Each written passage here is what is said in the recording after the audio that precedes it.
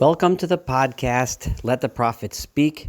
This is Isaiah 7D, the final podcast on Isaiah chapter 7. I'm Saul Weinreb, your host. Today we'll complete the 7th chapter of Yeshayahu, Isaiah, and complete the prophecy that Yeshayahu told King Ahaz.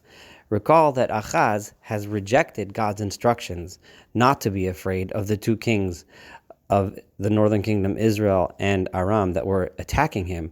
And instead of listening to God, Ahaz capitulated to the Assyrian king and asked him for protection against those kings, instead of relying upon God as Isaiah had instructed him. Yeshayahu now knows that Ahaz has rejected his instructions, and Yeshayahu has chastised Ahaz and told him that his move and his decision will bring untold suffering upon the Jewish people and the kingdom of Judah, and that the suffering will come from the very kingdom to whom he went to seek protection, Assyria. Historically, we know that once Ahaz pledged allegiance to Assyria, Assyria from then on considered Judah to be a vassal kingdom, and therefore expected onerous tributes and taxes, which ended up becoming a terrible source of suffering for Judah for many years to come. However, Yeshayahu also gave us hope that despite all the suffering that was to come, there would be a remnant of Yehuda that would survive and one day thrive. Today's portion, there are two very different ways to interpret it.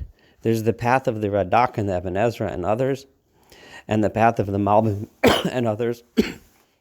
I am going to mostly use the interpretation of the Radak.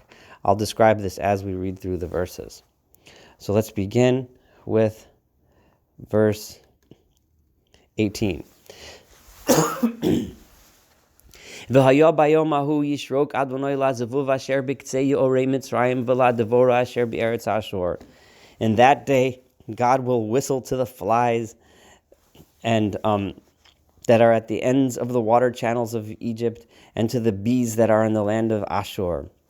God is saying that on the day that you and Ahaz and your kingdom will suffer, God is going to call the Assyrian armies in all of their masses, and they'll swarm like flies and bees that swarm the land and cover every spot and destroy the land.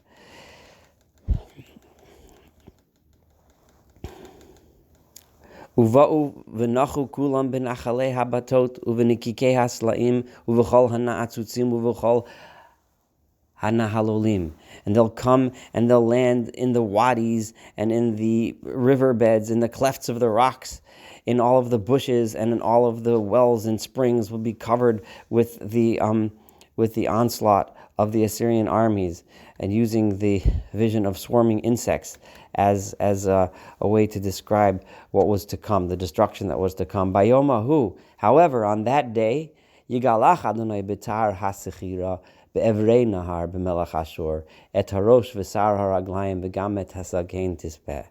But then, God will, after all of that destruction, after the Assyrian armies swarm and destroy the countryside, God will then turn against the king of Assyria before he has a chance to completely destroy Judah, as Isaiah promised us.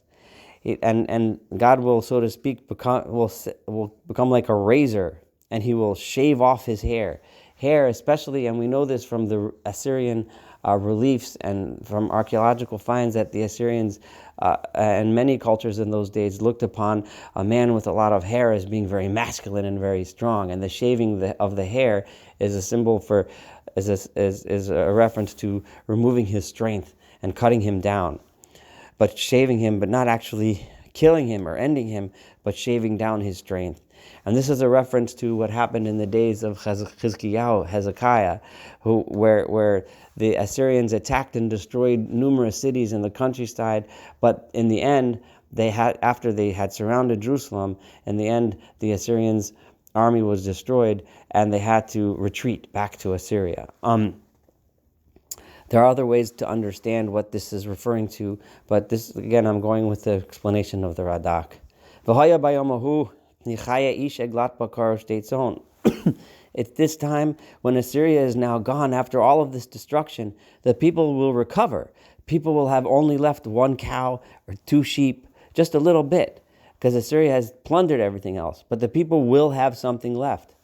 And then with that, they will build these new riches. V'haya merov asos chalav yochal chema, ki chemo dvash yochel, kol hanotar b'kerav aretz. Those that are remaining in the land will then have those cows and sheep, and eventually they will grow and reproduce, and from them they will have so much butter and milk to eat, and honey from all of the bees that had swarmed, and all of the wild flowers that grew over the fields that were destroyed.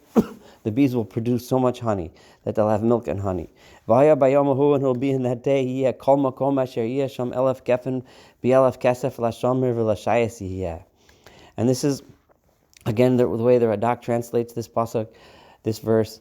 That verse is saying that all of those lands that were overgrown with shamir and shayit, which are like thistles and thorn bushes, they will now start to produce thousands of grapevines and vineyards worth thousands of pieces of silver. The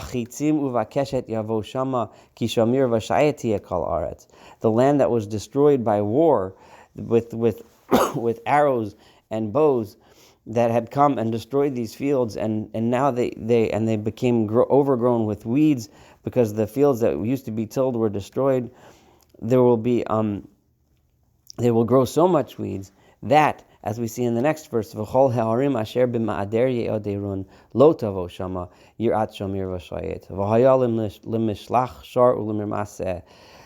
The fields will be that can be tilled, that can be ma'ader ye'oderun, that can be farmed. Those fields will recover and grow tons and tons of grain, and the mountains which can't be tilled, right, because there's just too much overgrown weeds there, they will use them for pasture land for the sheep and oxen, and so that the bounty will be so much that people are going to enjoy the tons of pasture land for their animals and fields for their crops.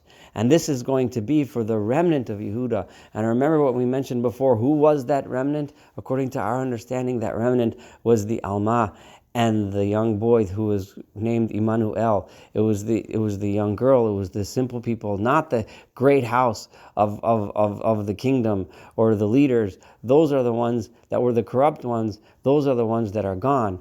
But God saved the core of the people in the time of Chizkiyahu. He saved the core of the kingdom of Judah. The core of the Jewish people were saved in order to perpetuate a future, and this future is a future of bounty, a future of harvest, a future of milk and honey. Again, I mentioned that there is a completely different way to understand this chapter, and those of you that are interested can look at many of the commentaries, including the Malbim and others that interpret this chapter very differently, but this is the path that I chose, and it's based, as I said, on the Radak and the Even Ezra and others. I hope you enjoyed studying chapter 7 with me, and I hope you come back to study chapter 8.